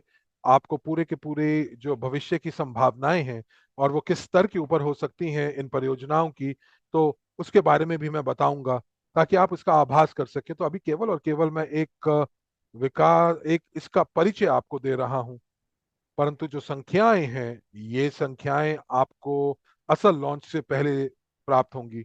कोई कह रहा है कि जी हाँ, बिल्कुल स्पष्ट है, हम लोगों को बिल्कुल स्पष्ट है, हम पूर्ण रूप से इसका समर्थन करते हैं। तो बहुत बहुत धन्यवाद आपका। और जो प्री आईपीओ शेयर्स की अगर हम बात करें, तो जो कि हाई स्पीड ट्रांसपोर्टेशन के अंदर है और जीटीआई के अंदर जो हम बात कर रहे हैं, तो बहुत सारे आप लोगों ने देखा कि 16 अप्रैल के अंदर एक बैठक होगी, जो कि यूएसटी ग्रुप की मैनेजमेंट के प्रतिनिधियों से होंगी। और यूएई के जो निदेशक होंगे, मिस्टर यूनेस्की, वो बैठक में होंगे। और ये प्रतिनिधित्व करेंगे श्री पेट्रोव का, जो कि डेप्यूटी मार्केटिंग डायरेक्टर हैं स्प्रिंग ट्रांसपोर्टेशन इंक के। और डॉक्टर यूनिट्सकी भी इस बैठक में होंगी, जो 16 अप्रैल को होगी। और ये एसडब्ल्यूसी प्लेटफॉर्म पे होगी।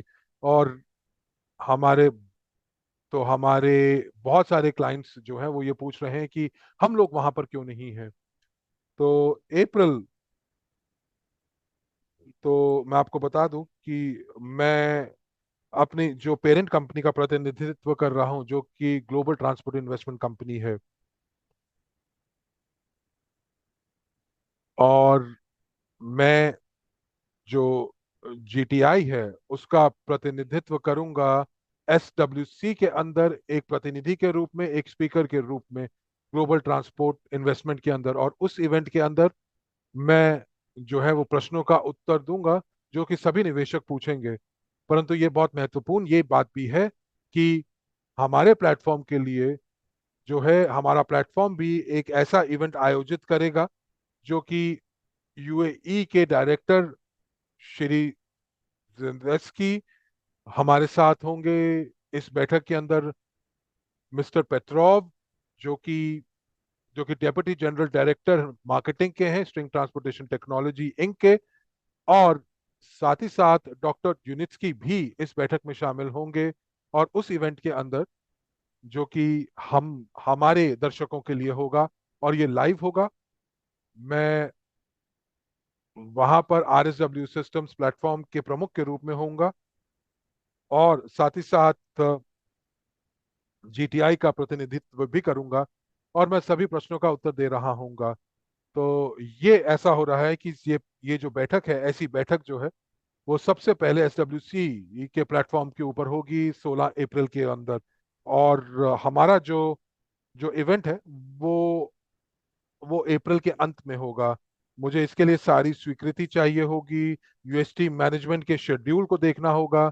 हमारे सभी जो जो हाई रैंकिंग गेस्ट्स हैं, जो हमारे अतिथि हैं, उनके समय सारिणी को देखना होगा। तो हम लोग भी अपने प्लेटफॉर्म पर इस बैठक को जरूर आयोजित करेंगे। और मुझे लगता है कि 500 से 1000 लोग जो हैं वो इस बैठक के अंदर जरूर आएंगे। और इसी के साथ साथ और भी भाषाएं जो हैं वो उपलब्ध होंगी। केवल इंग्लिश, हिंदी और रूसी ही नहीं, बल्कि हम लोगों के पास उस बैठक के अंदर इटालियन भी होगी, स्पेनिश होगी, और शायद हम वियतनामीस भाषा का भी अनुवाद करेंगे। तो आप जो है बिल्कुल हताहत ना हो कि SWC के पास वो जानकारी पहले आएगी। परंतु मैं आपको गारंटी देता हूं कि हमारे इवेंट के अंदर भी हमारे पास और ज्यादा अच्छी जानकारी, एक्सक्लूसिव जानकारी जो है वो प्राप्त होगी डॉक्टर यूनिस्की के माध्यम से। डॉक्टर यूनिस्की हमारे हमारे प्रश्नों का उत्तर देंगे, और जो भी प्रश्न हम लोग उनसे पूछना चाहेंगे वो प्राप्त होंगे। तो मैं आपको ये बताना चाहूंगा कि उस बैठक के अंदर हम लोगों के पास ये भी जानकारी होगी कि जो जो रेन्यूमरेशन है, जो पुरस्कार है, वो कब प्राप्त होगा। और बहुत सारे प्रश्नों का उत्तर जो है वो आपको प्राप्त होगा। और बहुत सारे निवेशकों की उनका भी उत्तर दिया जाएगा जिनको जिनके प्रश्नों का उत्तर नहीं मिला। जैसे कि आज भी प्रश्न पूछा गया कि कितने प्री IPO शेयर्स बिक चुके हैं और कितने प्री IPO शेयर्स अभी बाकी हैं। तो इन सभी प्रश्नों का उत्तर जो है वो आपको प्राप्त होगा। तो दोस्तों, मैं तो आप जो है वो जो 16 को जो इवेंट हो रहा है, 16 अप्रैल को, जो कि SWC के अंदर हो रहा है, उसके अंदर जाने की आवश्यकता नहीं है, क्योंकि मैं वहां पर होऊंगा। और मैं वहां पर RSW सिस्टम्स के प्रमुख के रूप में नहीं होऊंगा, बल्कि प्रतिनिधित्व कर रहा होऊंगा GTI का। तो ये जो है एक पहली खुली बैठक, सार्वजनिक बैठक होगी, जो कि आधिकारिक रूप से GTI के प्रतिनिधि द्वारा जो है, जिसके अंदर वो भाग लेंगे, जो कि मैं हूं। और ये बिल्कुल सार्वजनिक होगी, लाइव होगी, और चर्चा होगी सभी निवेशकों की। तो मैं यहाँ पर यही कह रहा हूँ कि हमारे प्लेटफॉर्म के सभी दर्शकों को, कि आप बिल्कुल हताश या हताश ना हो कि आप जो है, जो जो ये पहली बैठक जो है वो दूसरे प्लेटफॉर्म के ऊपर हो रही है। हमारे प्लेटफॉर्म पर भी बैठक होगी। एक बार फिर दोहरा दूं, और उस बैठक के बाद, उस इवेंट के बाद हमारा अपना इवेंट होगा, जिसके अंदर हमारे हाई रैंकिंग जो अतिथि हैं वो भी मौजूद होंगे। वो हम लोगों को समय देंगे, हमारे प्लेटफॉर्म को समय देंगे। बिल्कुल लाइव होगा, सार्वजनिक होगा, और हम लोग जो है वो बहुत ही जानकारी से परिपूर्ण उत्तर प्राप्त करेंगे। ऐसे प्रश्न जैसे कि हाई स्पीड ट्रांसपोर्टेशन जो है वो अलग परियोजना में क्यों चला गया, और साथ ही साथ मौजूदा स्तर के ऊपर कितना मुनाफा है, और ये सारी सारी चीजों का उत्तर आपको दिया जाएगा। बहुत ही जानकारी से भरा हुआ और एकदम एक्सक्लूसिव, यानी कि अनन्य बैठक ये होने वाली है। तो मैं आपको यही बताना चाह रहा हूं कि अगले 2-3 हफ्तों के अंदर हम लोगों को सभी प्रश्नों के उत्तर प्राप्त होने वाले हैं, जो कि हमारे दिमाग में है, हमारे मस्तिष्क में है। और हमारे सभी संदेह जो हैं वो पूर्ण रूप से उनका उत्तर दिया जाएगा, या जो अभी भी आपके दिमाग में संदेह के रूप में घूम रहे हैं। तो हम लोग आपको जो है अगले हफ्ते इसके बारे में आपको बताएंगे कि ये कब होने वाला है। और भाषाएं जो हैं वो भाषाएं भी आपको दी जाएंगी। और तो इटालियन और स्पेनिश भाषा की मांग की जा रही है। तो मैं ये कहूंगा कि उस इवेंट के अंदर 5 भाषाएं जरूर होंगी। तो कोई कह रहा है कि क्या उस बैठक की रिकॉर्डिंग होगी, इस बैठक की या उस बैठक की जो होने वाली है। तो कोई फर्क नहीं पड़ता, दोनों की रिकॉर्डिंग आपके पास उपलब्ध होगी।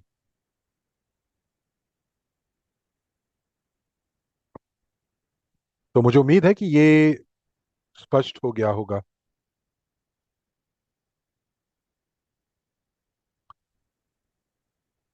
क्योंकि देखिए, आप लोग भी निगरानी रखे हुए हैं जो भी चीजें हो रही हैं हमारे प्लेटफॉर्म पर भी, SWC के प्लेटफॉर्म पर भी।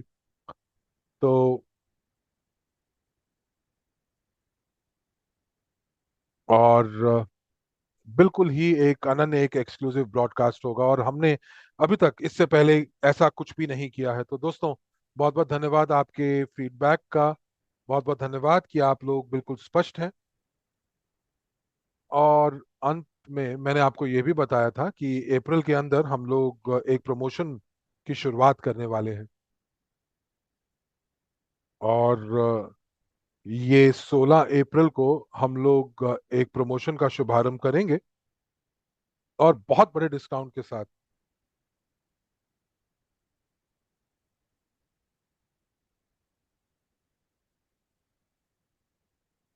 हमारे पास जो है हर एक चरण से काफी जो है जो ऐसे प्री IPO शेयर्स पड़े हैं जिनकी बिक्री नहीं हुई है, तो जिसकी वजह से हम लोग बेहतर डिस्काउंट जो है वो हर महीने या महीनों के बाद एक अच्छा डिस्काउंट देते हैं। और अप्रैल के महीने में डॉक्टर यूनिट्स अपने अपने जन्म दिन मनाएंगे।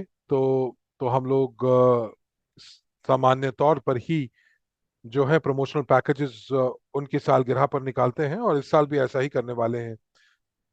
तो अगले हफ्ते, या जो अग, अगले हफ्ते के अंत तक, तो 16 अप्रैल में जो है वो हम डिस्काउंट 80 लेकर आने वाले हैं। तो आप बिल्कुल तैयार हो जाइए, अपने क्लाइंट्स को तैयार कर लीजिए, पार्टनर्स को तैयार कर लीजिए, क्योंकि ये वाकई में बहुत मुनाफेदायक होने वाला है। और जो डिस्काउंट जो अभी जो जो जो दिया जा रहा है उससे दुगना डिस्काउंट प्राप्त होने वाला है। तो बिल्कुल तैयार हो जाइए आप इसके लिए, और अपने लोगों को भी तैयार कर लीजिए। ये जो है किसी भी तरीके से प्रभावित नहीं करने वाला कि आप नए प्लेटफॉर्म की तरफ जा रहे हैं। तो जो भी आपकी खरीद है पुराने प्लेटफॉर्म पर, वो नए प्लेटफॉर्म पर चली जाएगी। यदि आपने किश्तों पर खरीदा है तो नए प्लेटफॉर्म पर अपनी किश्तों को आप पूरा कर पाएंगे। तो मित्री पूछ रहे हैं कि हम लोग RSW के अंदर निवेश कब बंद करने वाले हैं।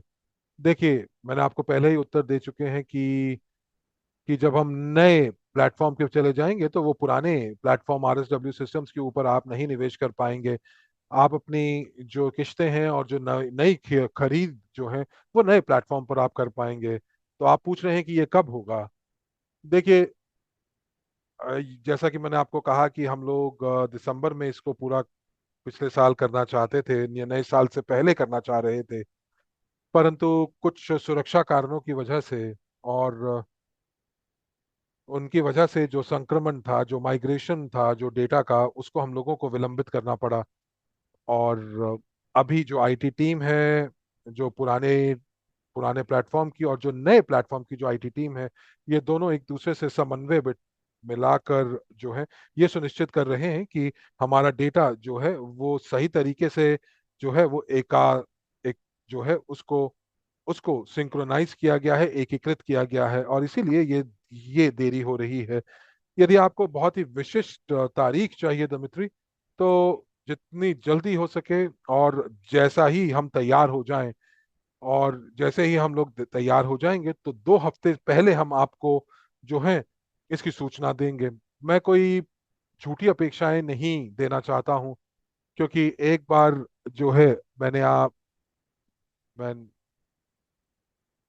पहले एक आपको तारीख बताई थी, और मेरी गलती नहीं थी, लेकिन मुझे जो है उसकी जिम्मेदारी लेनी पड़ी। तो मैं वही गलती को दोहराना नहीं चाहता हूं, तो मैं आपको इसीलिए जो है आपको एक विशिष्ट तारीख नहीं बता पाऊंगा। तो मैं ये कहूंगा कि लॉन्च से 2 हफ्ते पहले मैं आपको जरूर घोषित करूंगा। बहुत सारे पार्टनर्स जो हैं वो इंतजार कर रहे हैं कि वो नए प्लेटफॉर्म के ऊपर जुड़ें। वो अपनी शक्ति को समायोजित कर रहे हैं नए प्लेटफॉर्म के लिए। तो जी हाँ, तो जो नया प्लेटफॉर्म का शुभारंभ जो है वो हमारे हितों के लिए है, और इसीलिए हम जितना शीघ्र अतिशीघ्र हो सके इसको हम पूरा करेंगे। जी हाँ। और अब और क्या मैं आपसे बात करना चाह रहा था, 15वें चरण के बारे में, 15th स्टेज। तो उस इवेंट के अंदर जो कि जो कि हम यूएसटी के साथ करने वाले हैं और जीटीआई के साथ करने वाले हैं, जहां पर मैं स्पीकर के रूप में जाने वाला हूं। तो मैं आपको बताऊंगा कि कुछ बिंदुओं के बारे में, जो कि किस प्रकार से, जो आगे जो है हम लोग किस प्रकार से यात्रा करने वाले हैं, कि जीटीआई की आगे यात्रा क्या होने वाली है फंड रेजिंग को लेकर। तो 15th स्टेज, 15वें चरण की अगर हम बात करें, तो आपको पता चलेगा कि किस प्रकार से चीजों को पुनः संगठित यानी कि रीऑर्गेनाइज किया जाएगा। तो दोस्तों, बिल्कुल तैयार हो जाइए कि अप्रैल के अंदर हम लोग जो है बहुत ही महत्वपूर्ण बैठकें होने वाली है। और हम कोशिश करेंगे कि ये अप्रैल के अंत में हो। तो ये मुझे लगता है कि ये समय सारिणी के ऊपर निर्भर करेगा सभी अतिथियों के। तो ये जो है वो 28 अप्रैल से 30 अप्रैल के बीच में होगा। तो इसी के दौरान जो है हम लोग अपनी बैठक जो है उसका आयोजन करेंगे, जिसके बारे में मैं बात कर रहा था।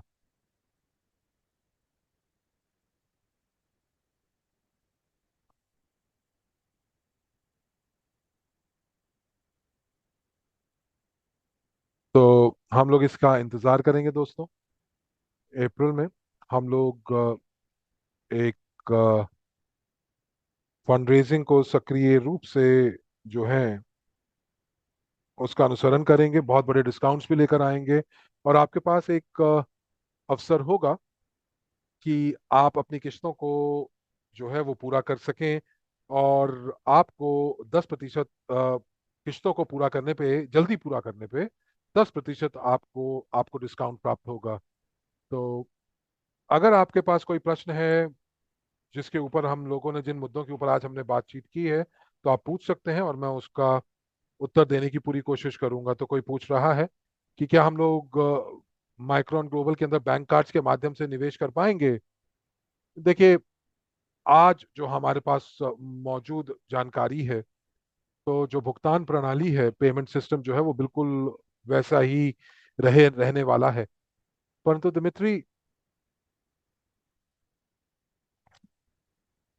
देखिए, बहुत सारी लागत आती है जब आप बैंक कार्ड्स की बात करते हैं। तो प्लेटफॉर्म्स जो हैं वो बहुत ज़्यादा पैसा जो है वो फीस के रूप में ले देते हैं। तो तो तो जो कमीशन है वो बहुत ज़्यादा हो जाती है। तो कोई और प्रश्न हो दोस्तों तो बताएं।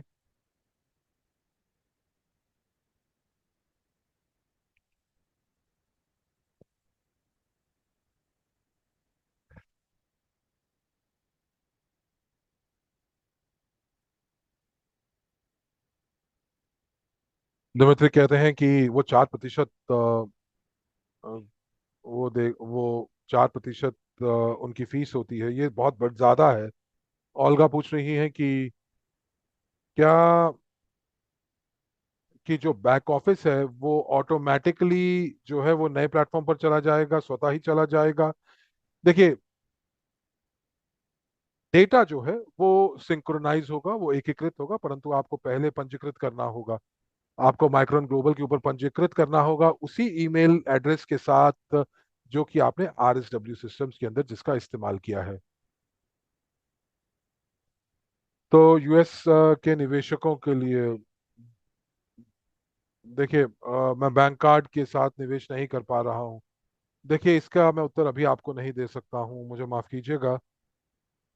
तो नतालिया पूछ रही हैं कि जो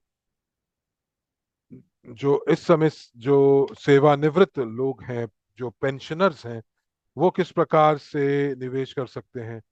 देखिए, जो पेंशन भोगी हैं वो निवेश कर सकते हैं, जो हम लोग आपको प्रशिक्षण देंगे, और हम लोग देखेंगे कि किस प्रकार से आप जो मौजूदा जो भुगतान प्रणाली है वो उनका किस प्रकार से इस्तेमाल कर सकते हैं, जैसे कि क्रिप्टो। और क्रिप्टो के माध्यम से जो है, जब आप सीख लेंगे तो आप नए नए भुगतान प्रणाली से, क्रिप्टो के माध्यम से आप भुगतान कर पाएंगे। ग्रेगरी पूछ रहे हैं, मैक्सिम। मैं एक क्षण के लिए बाहर गया था, तो मैं ये पूछना चाह रहा हूँ कि आप जिस इवेंट पर जो जाने वाले हैं, तो किस कार्यभार या किस प्रकार से आप जाने वाले हैं। देखिए, जब हाई स्पीड ट्रांसपोर्टेशन जो था वो अलग परियोजना में बदल गया, तो मैंने घोषित किया था कि हमारे पास हम लोग 4 बैठकें करने वाले हैं। परंतु जब मैंने सुना कि एक अलग इवेंट होने वाला है, या जब हमने सुना कि डॉक्टर यूनिस्की जो है एक रिकॉर्डिंग जो है वो प्रकाशित करने वाले हैं अपने इंटरव्यू का, तो हम लोगों ने निश्चय किया कि हम लोग चौथी बैठक जो है उस वीडियो के बाद करेंगे। तो अभी 2 प्लेटफॉर्म्स हैं जो कि स्ट्रिंग ट्रांसपोर्टेशन टेक्नोलॉजीज को साथ जुड़े हुए हैं, जो कि जीटीआई, एक तो एसडब्ल्यूसी जो कि, और एक हमारा जो कि आरएसडब्ल्यू सिस्टम्स का प्लेटफॉर्म है। तो एसडब्ल्यूसी प्लेटफॉर्म और आरएसडब्ल्यू सिस्टम्स का प्लेटफॉर्म जो कि हमारा प्लेटफॉर्म है। तो ये हाई स्पीड टेक्नोलॉजी, जी, हाई स्पीड ट्रांसपोर्टेशन का जो जो विषय है उसके ऊपर भी बातचीत उस बैठक के अंदर होगी। तो सबसे पहले ये बैठक 16 तारीख को होगा, 16 अप्रैल को, जो कि स्काई वर्ल्ड के साथ होगा, एसडब्ल्यूसी के साथ होगा, जो कि मैं जहां पर प्रतिनिधित्व करूंगा ग्लोबल ट्रांसपोर्टेशन इन्वेस्टमेंट कंपनी का। मैं स्पष्टता प्रदान करूंगा बहुत सारे विषयों का, जैसे कि भौतिक संपदा का, भुगतान प्रणाली का, प्री आईपीओ शेयर्स का। और उस इवेंट के अंदर हम डॉक्टर यूनिस्की जो हैं उनका, वो भी वहां पर मौजूद होंगे। और फिर वहां पर माफ कीजिएगा, श्रीमान जेरेत्स्की भी होंगे, जो कि यूएई के हैं। और फिर वहां पर श्रीमान पेट्रोव होंगे, जो कि डिप्टी जनरल डायरेक्टर मार्केटिंग के, जो कि जॉइंट स्टॉक कंपनी है स्ट्रिंग टेक्नोलॉजीज के। और हमारे प्लेटफॉर्म के ऊपर भी वही जो स्पीकर्स हैं वो अप्रैल के अंत में आएंगी। उसकी जो तिथियां हैं हम आपको बहुत शीघ्र देंगे, जहां पर मैं आरएसडब्ल्यू प्लेटफॉर्म के प्रमुख के रूप में बात करूंगा, और साथ ही साथ प्रतिनिधित्व भी करूंगा जीटीआई का। तो मैं आपके प्रश्नों का उत्तर दूंगा। और तो अगर हम लोग अपनी किस्तों का भुगतान जल्दी कर देते हैं तो क्या हमें 10% डिस्काउंट प्राप्त होगा। जी हाँ, बिल्कुल। आप बिल्कुल जो है वो वहां पर टिक कर सकते हैं कि आप पेमेंट पूरी कर रहे हैं किस्तों की। तो वो कह रहे हैं कि बहुत सारे भारतीय पार्टनर्स जो हैं वो ये पूछ रहे हैं कि जो फंड हस्तांतरण हुआ था दूसरे पार्टनर्स के अकाउंट में आरएसडब्ल्यू प्लेटफॉर्म के ऊपर, तो ये किस प्रकार के फ्रॉड्स हैं, हम इसके बारे में जो है उसके बारे में समझना चाहते हैं। देखिए, जब आप बैक ऑफिस से बैक ऑफिस की तरफ जाते हैं, तो तो तो तो मुझे बैठक के दौरान जो है जो जो प्रमुख है वो मुझे बता रहे थे, और इसको जो भारत में है जो इसको फ्रॉड का नाम दिया जा रहा है। तो भारतीय पार्टनर्स जो है इसके बारे में पूछ रहे हैं। तो देखिए सूरज, एक निर्णय लिया जाएगा। हम लोग जो है हर एक पार्टनर के केस को हम लोग चर्चा करेंगे कि वो किस प्रकार से अपने फंड्स का हस्तांतरण कर रहे हैं। तो जैसे ही हमारी सपोर्ट हम लोगों को इसकी इस विषय के ऊपर उत्तर देगी, हम लोग आपकी मदद करेंगे और आपको भी उसका उत्तर देंगे, और जो इस इसका समाधान निकालेंगे। हमारे पास अभी भी 5 से 10 मिनट हैं और उसका उत्तर देने के लिए हम तैयार हैं।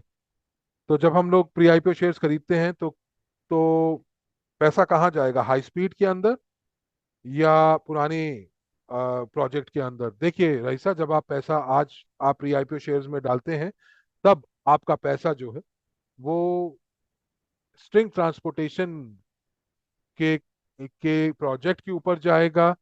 और अभी भी हाई स्पीड ट्रांसपोर्टेशन के लिए धन जो है उसके लिए वित्त पोषण अभी तक नहीं किया गया है, क्योंकि अमेरिकन कंपनी ने अभी तक निवेशकों को निवेश प्रस्ताव का खुलासा नहीं किया है। तो अगर आप प्री आईपीओ शेयर्स की संख्या को बढ़ाना चाहते हैं हाई स्पीड ट्रांसपोर्टेशन के अंदर, यानी कि आप अगर चाहते हैं कि अपना आप यूएस हब के अंदर निवेश करना चाहते हैं, तो ये केवल तभी हो पाएगा जब निवेश प्रस्ताव अमेरिकन कंपनी द्वारा जारी किया जाएगा। एक अलग मार्केटिंग रवैया होगा और एक अलग तरीके से इसकी फंडिंग की जाएगी। तो अभी के लिए तो कोई प्रक्रिया नहीं है कि किस प्रकार से जो है वित्त पोषण किया जाएगा हाई स्पीड ट्रांसपोर्टेशन का। और जैसे ही इसकी शुरुआत होगी तो हम लोग आपको इसके बारे में जरूर बताएंगे, इसके बारे में पूरी जानकारी आपको देंगे और अलग अलग निवेश प्रस्ताव भी आपके साथ साझा करेंगे।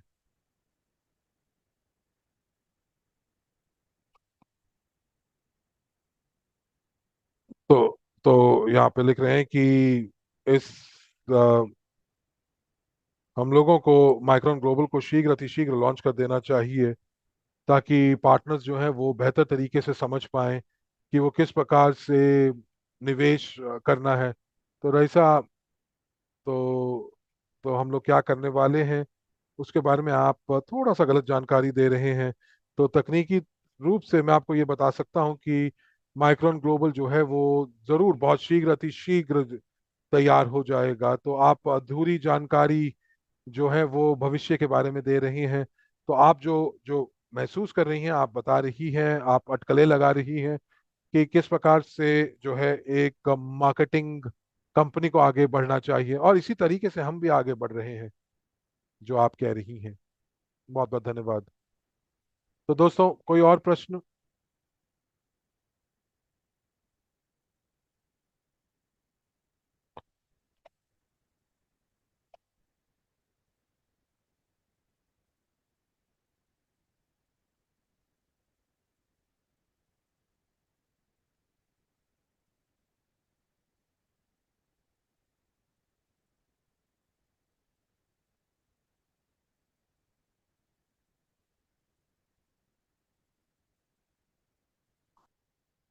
मुझे एक क्षण दीजिए। जो मैंने पहले शेयर्स 2019 में खरीदे थे वो मेरे बैक ऑफिस में मुझे दिखाई नहीं दे रहे हैं। तो मूसा सीजी डैनियल जो है ये प्रश्न पूछ रहे हैं, तो आपने किस प्लेटफॉर्म का इस्तेमाल किया था प्री आईपीओ शेयर्स खरीदने के लिए, आरएसडब्ल्यू सिस्टम्स या स्विग? तो आप सपोर्ट कस्टमर सपोर्ट से आप बातचीत कर सकते हो, वो आपकी मदद करेंगे। अलेक्जेंडर कह रहे हैं कि जो डिस्काउंट 600, क्या वो अपनी किश्तों को पूरा कर पाएंगे? और 10% जल्दी, जो जो डिस्काउंट 600 था वो वाकई बहुत ज्यादा डिस्काउंट था। तो ये जो 10% जो जो डिस्काउंट की जो प्रमोशन है, जो आप किस्तें पूरी जल्दी खत्म करने पर आपको प्राप्त हो रहा है, वो डिस्काउंट 600 पर नहीं लागू होगा। तो आपने डिस्काउंट 600 आपको प्राप्त हो रहा है, तो आप बहुत ही भाग्यशाली हैं। मुझे कहाँ पर वो मार्गदर्शक पुस्तिका प्राप्त हो सकती है? यानी कि मुझे एक मैनुअल प्राप्त हो सकता है? तो मुझे मुझे जो है टोकन्स को हस्तांतरित करना है। तो आप आरएसडब्ल्यू सिस्टम्स के ऊपर आप सपोर्ट के ऊपर आप कॉल कर सकते हैं, और उस प्रक्रिया के माध्यम से आप जो है किस प्रकार से हस्तांतरण करना है वो आपको प्राप्त हो सकता है।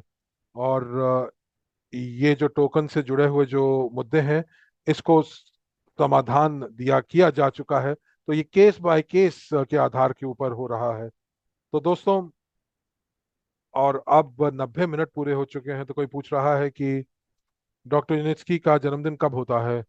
वो 16 अप्रैल को होता है।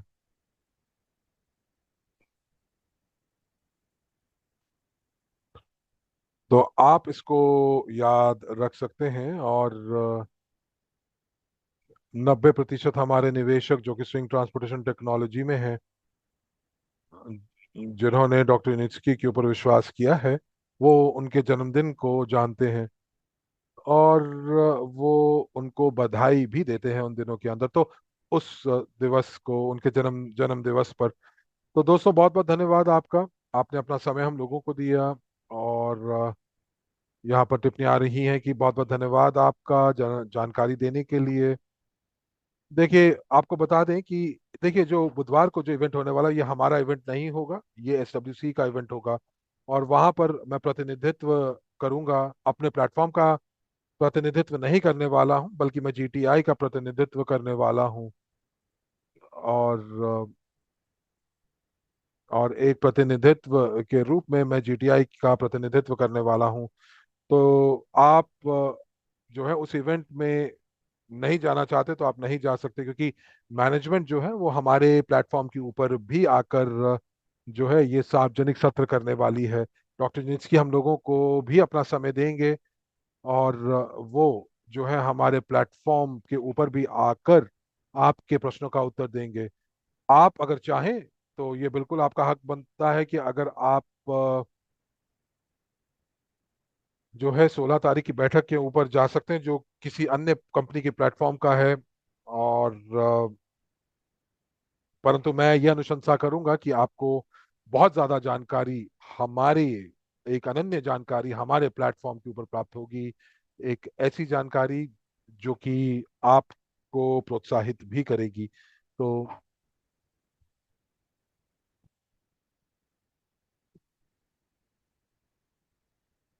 तो अग, देखिए, अगर हमारा, मैं तो ये कहूंगा कि अगर आप हमारे इवेंट के अंदर आएंगे तो आपको जो है अनन्य जानकारी प्राप्त होगी, उन ज्यादा मुद्दों के ऊपर बातचीत होगी जो कि आप पूछना चाहते हैं। तो धन्यवाद दोस्तों आपके फीडबैक का, धन्यवाद आपके आपके बहुत ही मधुर शब्दों का जो कि आप चैट में लिख रहे हैं।